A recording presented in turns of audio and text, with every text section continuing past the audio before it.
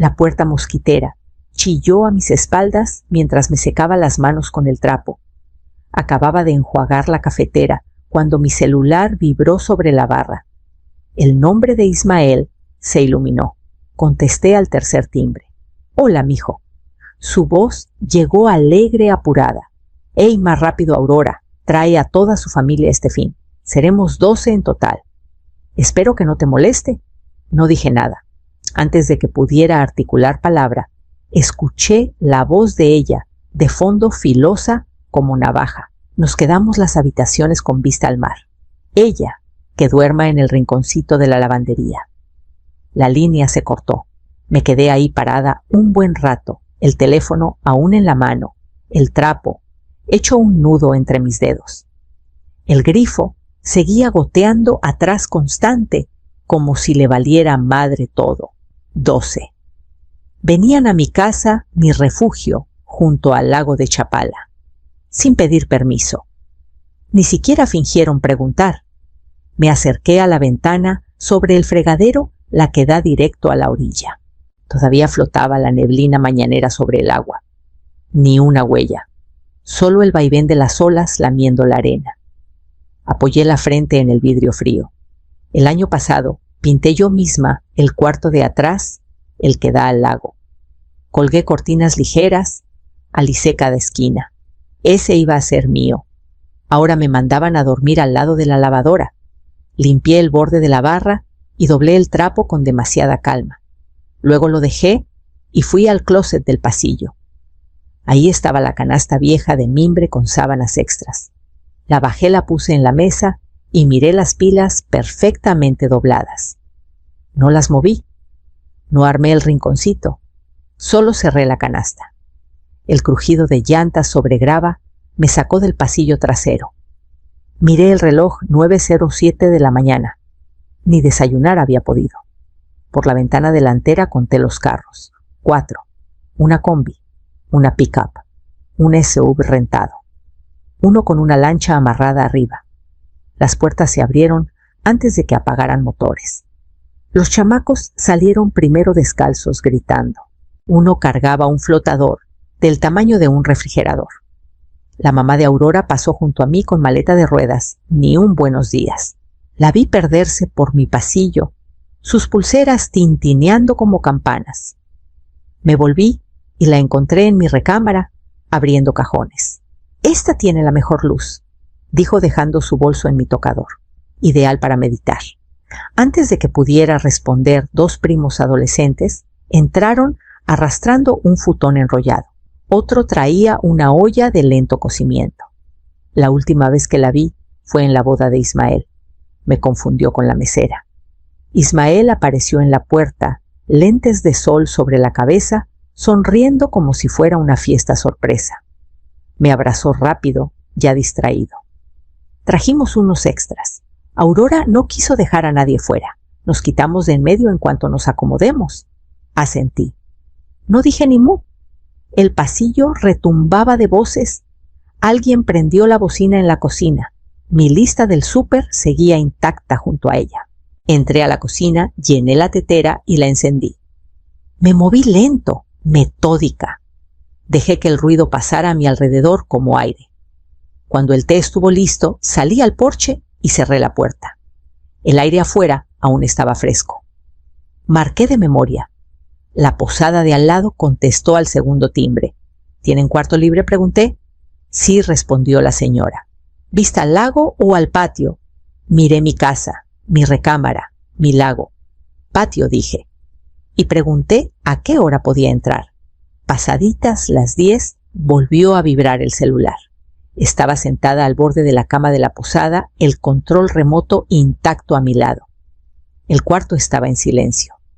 Ni pasos arriba, ni caricaturas retumbando. El mensaje era de Lorena. Sin palabras, solo un link. Lo abrí. Era el perfil público de Aurora. La primera foto cargó lento un plano amplio de mi porche, mis escalones, el sol de la mañana todavía fresco en la barandilla. La leyenda decía, emocionadísima de pasar el verano en nuestra nueva casa de Lago Nueva. Casa del Lago, nuestra. Bajé. Fotos de los niños en mis sillas de jardín. Primos de Aurora desempacando frente a mi cochera. Alguien había puesto una toalla de playa sobre la mesa del comedor como si fuera decoración. Los comentarios eran peores. Por fin, qué alegría por ustedes. Parece que al fin conseguiste lo que merecías. Cerré la laptop despacio. Tenía los dedos helados. No hubo pláticas, ni oferta, ni mención de renta. Pero ya habían escrito su versión de la verdad que les convenía. Me levanté y crucé el cuarto. En el closet de casa había empacado una cajita que no tocaba desde que Néstor se fue. Esa caja no era sentimental, no tenía cartas ni fotos, guardaba documentos, de esos que nadie cree necesitar hasta que es demasiado tarde. No había abierto ese cajón en meses. Casi olvidé que la llave seguía en mi llavero de repuesto. Pero ahora, parada en un cuarto ajeno, mientras mi casa iluminaba el timeline de alguien más, supe que era hora de revisar. Metí la mano al bolso, guardé la llave en el bolsillo y empecé a caminar de regreso a casa. El cajón se atascó un segundo antes de ceder con un suspiro, como si supiera que lo evitaba. Adentro olía a papel y polvo.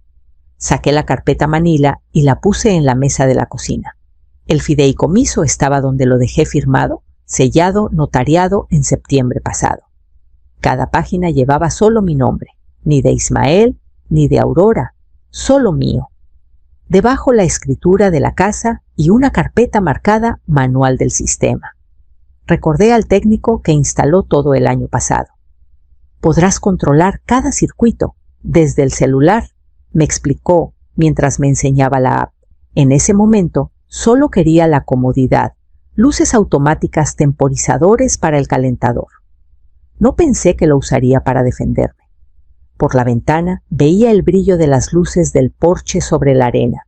Reías lejanas, flotaban en el aire abierto, de esas que suenan cuando la gente se siente demasiado en casa ajena. Pensaban que callaba porque era débil, que mis manos eran suaves porque dejé de trabajar. No sabían que esas mismas manos firmaron presupuestos de millones, equilibraron cuentas que hubieran enterrado a un descuidado. Busqué en contactos. Primero llamé a mi abogado.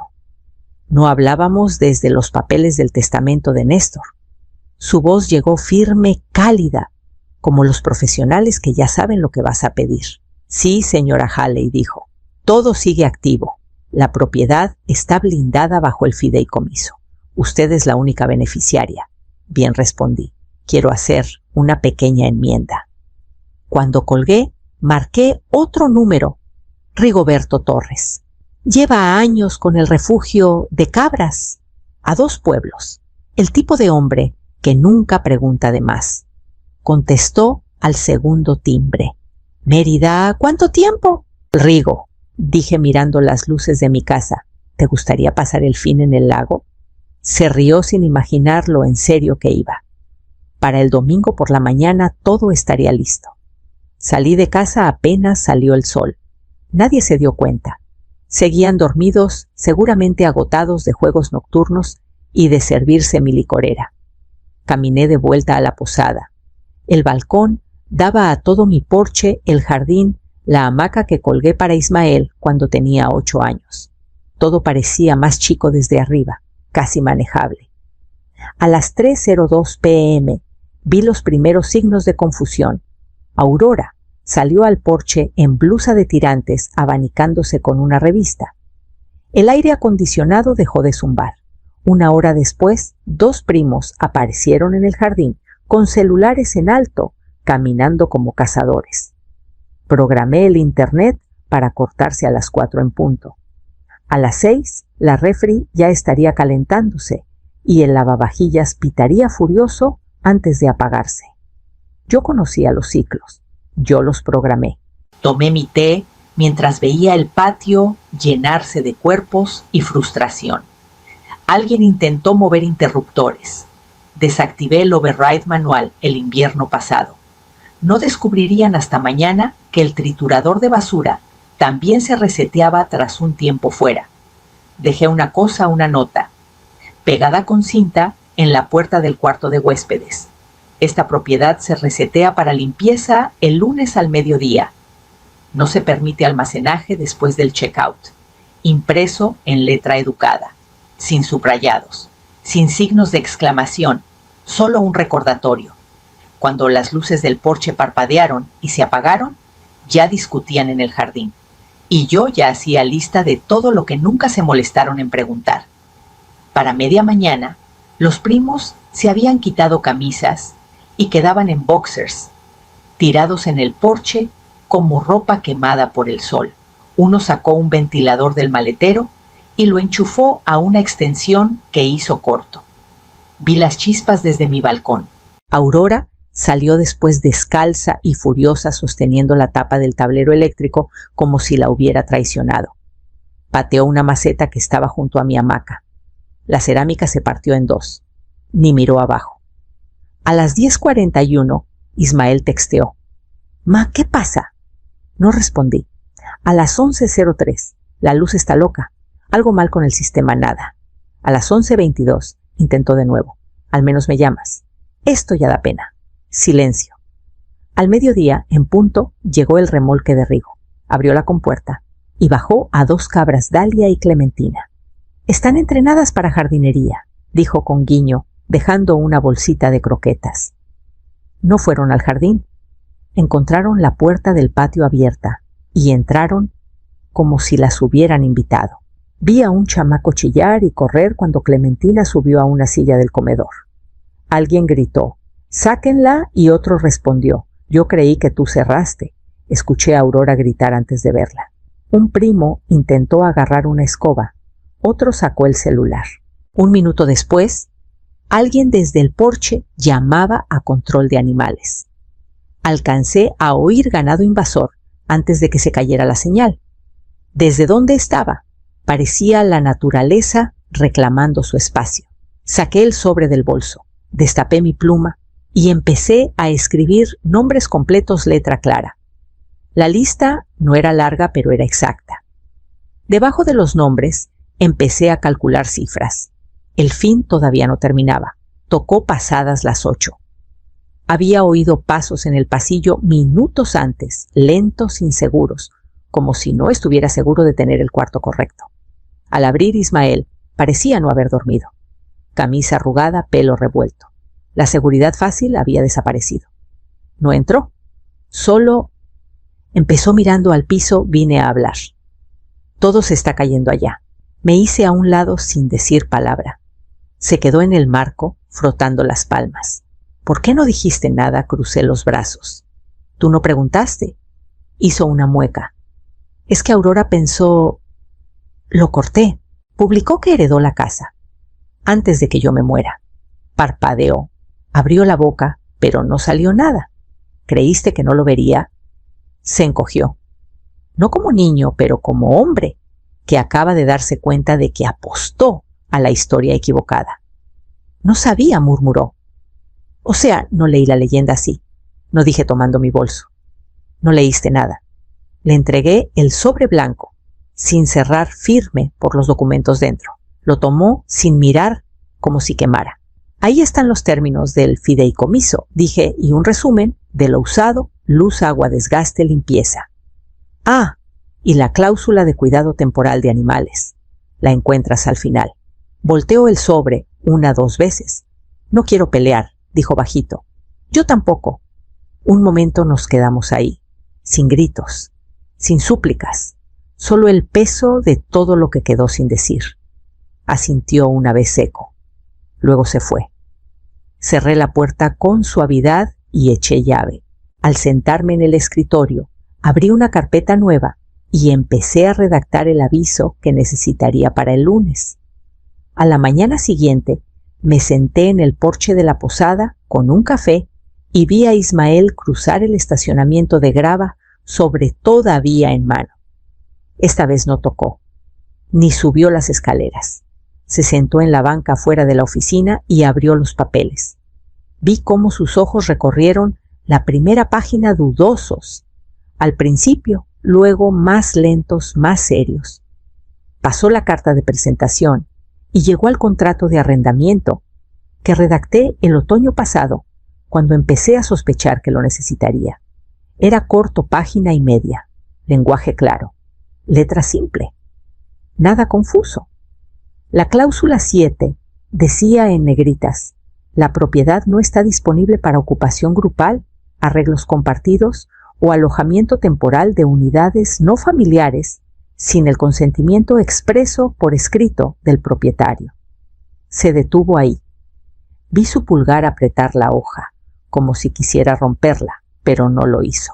Pasó al siguiente documento: resumen de gastos. Electricidad 40% más en 3 días. Agua casi el doble.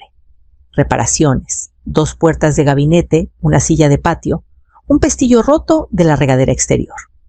Había cotización de limpieza local y debajo tarifa del manejador de cabras. Sin multas, sin penalizaciones, solo números, solo hechos. Cuando bajé a su lado, no levantó la vista de inmediato. No estoy echando a nadie, dije suave. Solo haciéndolos responsables. Asintió una vez.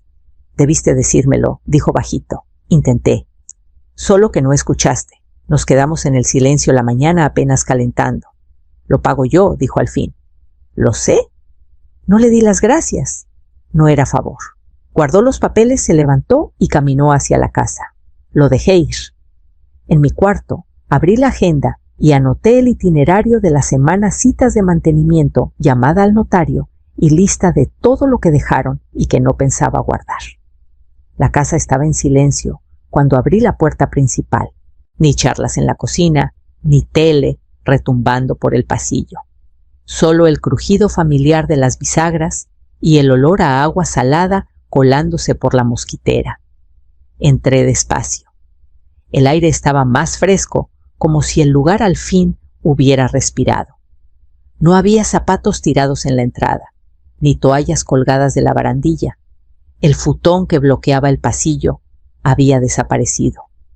Hasta las barras de la cocina, que estaban sepultadas bajo envolturas de papas y bolsas de cereal abiertas, estaban limpias.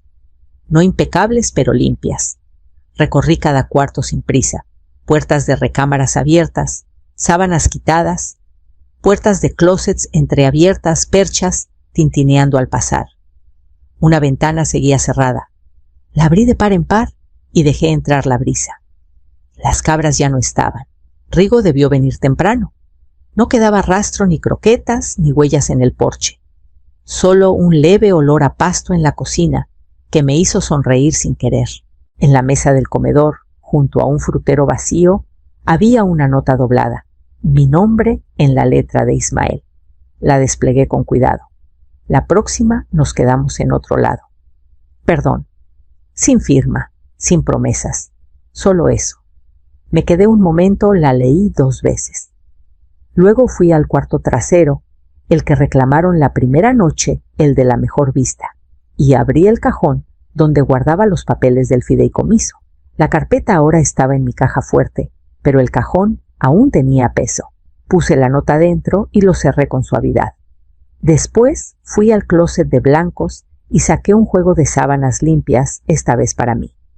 Mientras recorría la casa, el piso ya no se sentía de nadie más. Para la tarde la tendría como antes de que llegara, y esta vez no la dejaría abierta.